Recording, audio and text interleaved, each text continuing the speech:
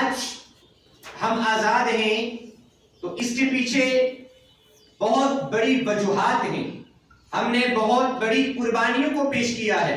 ہمارے آبا و اجداد نے بہت ساری مشکلات اور مسائل کا سامنا کیا ہے، اور انہی مشکلات اور مسائل کا سامنا کرنے کے باوجود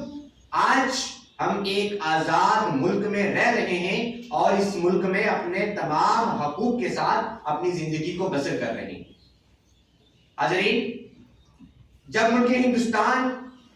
15 اگست 1947 کو دنیا کے نقشے پر اترا تو پوری دنیا جو ہے ایک طرف سے ملک ہندوستان کو دیکھ رہی تھی کہ اتنا بڑا ملک جس میں اتنے لوگ اپنی زندگی بسر کر رہے ہیں، جس میں اتنی بھاشائیں، اتنی لینگویجز بولی جاتی ہیں، جہاں پر طرح طرح کے کلچر کے لوگ ہیں، آخر ان لوگوں کا یہ دیکھنا تھا کہ ملک ہندوستان آزادی کے بعد کون سے نظام کو اپنائے گا. تب ہمارے نیشنل لیڈرز مہاتما گاندھی، پنڈت جواہر لال نہرو اور دیگر جتنے بھی ہمارے لیڈر حضرات تھے، انہوں نے بڑے ہی عظیم طریقے کے ساتھ یہاں پر جمہوری نظام کو بحال کیا اور جمہوری نظام کو چلانے کی کوشش کی. اور یہ آپ کو میں بتاتا چلوں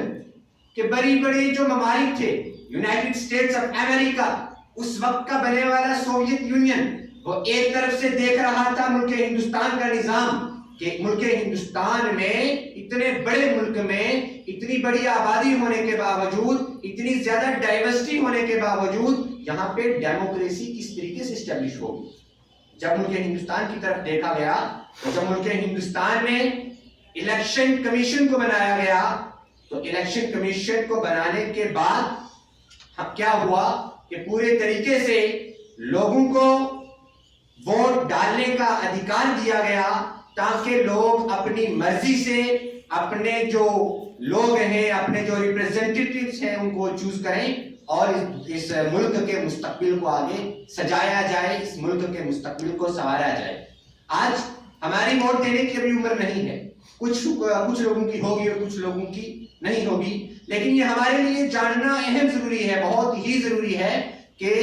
ہمارا جو ہے ووٹ دینے کا ادھیکار کیوں ہے، ہم ووٹ کیوں دیں. کیونکہ وہ کہا جاتا ہے نا کہ اگر آپ نے اپنی اس ملک کو چلانا ہے، اپنے اس بہت بڑے سرمایہ کو اگر آپ نے آگے بڑھانا ہے تو اس کے لیے ایک لیڈر کا ہونا بہت ہی ضروری ہے. اور اس لیڈر کو چننے کے لیے